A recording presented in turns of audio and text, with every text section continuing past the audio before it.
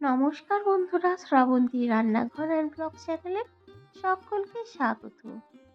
আজকে আমি শিবরাত্রি বা নীলষষ্ঠী বা যে কোনো উপোসেরই আপনারা এই রেসিপিটি বানাতে পারবেন, সেই রকমই একটি পদ রান্না করে আপনাদের শেয়ার করছি। হ্যাঁ বন্ধুরা, সাবুর একটি রেসিপি আজকে বানাবো। সাবুর পোলাও খুব চটজলদি হয়ে যায় আর খুব টেস্টি আর হেলদিও হয়। সাবু ভালো করে জল দিয়ে ধুয়ে নিয়েছি 2 থেকে 3 বার। তারপর সামান্য একটু জল দিলাম,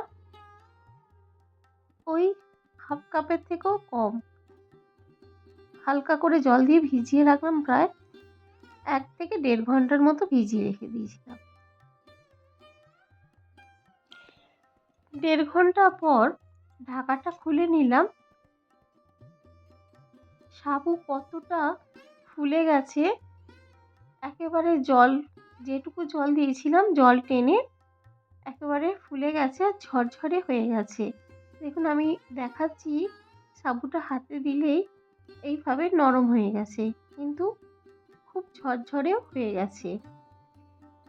এর মধ্যে কিছু সবজি আমি দেব, গাজর, বিনস, মটরশুঁটি, আরও যদি আপনারা চান শীতের কোনো সবজি তাও দিতে পারবেন। এখানে কাজু আর কিশমিশ। কড়াইয়ের মধ্যে দিয়ে দিচ্ছি হাফ চামচের মতো ঘি। ঘিটা গরম করে কাজু আর কিশমিশ একটু ভেজে নেব হালকা করে।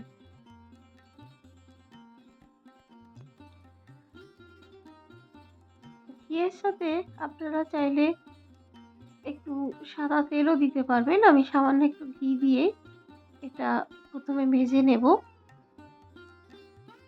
সারাদিন উপোসের পরে খুব বেশি রান্না করতে ইচ্ছে করে না। এই রান্নাটা কিন্তু চটজলদি হয়ে যায় আর হেলদি এবং টেস্টিও হয়। এবার এগুলো তুলে নিচ্ছি, ভাজা হয়ে গেছে। এগুলো তুলে নিয়ে এর মধ্যে আমি সবজিগুলো ভেজে নেব। এবার এই ঘিয়ের মধ্যেই দিয়ে দিলাম একটা ছোট এলাচ, 4টে লবঙ্গ আর 1 টুকরো দারুচিনি। এগুলো একটু ভেজে নেব। এবার দিয়ে দিলাম 2টো কাঁচা লঙ্কা। এটা একটু ঝালও হবে, তাই 2টো কাঁচা লঙ্কা দিয়ে দিলাম। আর সবজিগুলো এবার দিয়ে দিচ্ছি। একসঙ্গে সব সবজিগুলো দিয়ে দিলাম। এবার একটু ভেজে নেব। আর এর মধ্যে একটু লবণ আমি দিয়ে দেব। লবণ দিয়ে দিলে সবজিগুলো তাড়াতাড়ি নরমও হয়ে যাবে আর ভাজা হয়ে যাবে। একেবারে স্বাদ অনুযায়ী লবণ দিয়ে দিলাম। আর এটা পরিমাণে অনেকটা কম রান্না করছি, 100 গ্রাম সাবু নিয়েছি, তাই একেবারেই লবণটা দিয়ে দিলাম। পরে দ্বিতীয়বার দিতে গেলে কি হবে, লবণের পরিমাণটা বেশি হয়ে যাবে। তাই একটু ভাজার পরে দিয়ে দিলাম সামান্য একটু হলুদ গুঁড়ো, ওই 1 থেকে 2 চিমটি মতো দিলাম। এবার ভালো করে একটু ভেজে নেব হলুদের সঙ্গেও। হলুদের সঙ্গে ভেজে নিলে হলুদের কাঁচা গন্ধটা চলে যাবে। এবার ভিজিয়ে রাখা সাবু দিয়ে দেব। দেখুন সাবুটা দিচ্ছি কতটা ঝরঝরে হয়ে আছে দেখুন। আমি এখানে ছোট দানা সাবুটা নিয়েছি, আপনারা চাইলে একটু যে মোটা দানা সাবু পাওয়া যায় সেটাও নিতে পারেন। এবার ভালো করে মিশিয়ে নিচ্ছি। কাজু আর কিশমিশগুলো অ্যাড করে দিলাম। আর এতে আর লবণ দেব না, একটু মিষ্টি 1.5 চামচের মতো চিনি এখানে দিয়ে দেব।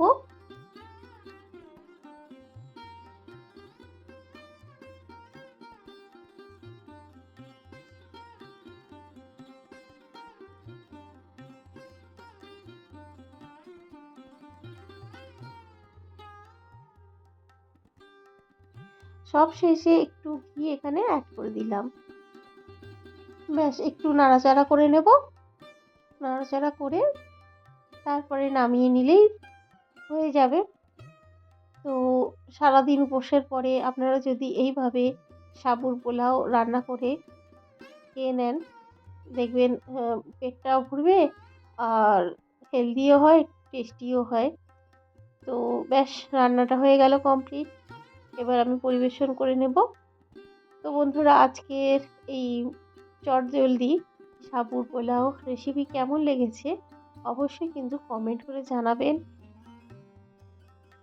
নতুন বন্ধুরা যারা আছেন চ্যানেলটা সাবস্ক্রাইব করে পাশের বেলটা অল করে দেবেন। আমার দেওয়া যে কোনো রেসিপি ভিডিও আপনাদের নোটিফিকেশানে পৌঁছে যাবে। আর পুরনো বন্ধুদেরও অনেক অনেক ভালোবাসা আমার পাশে থাকার জন্য। সকলে ভালো থাকবেন, সুস্থ থাকবেন আর বন্ধুদের সাথে শেয়ার করবেন আমার ভিডিওগুলো। আর ভিডিও শুরুতে একটা লাইক করবেন অবশ্যই।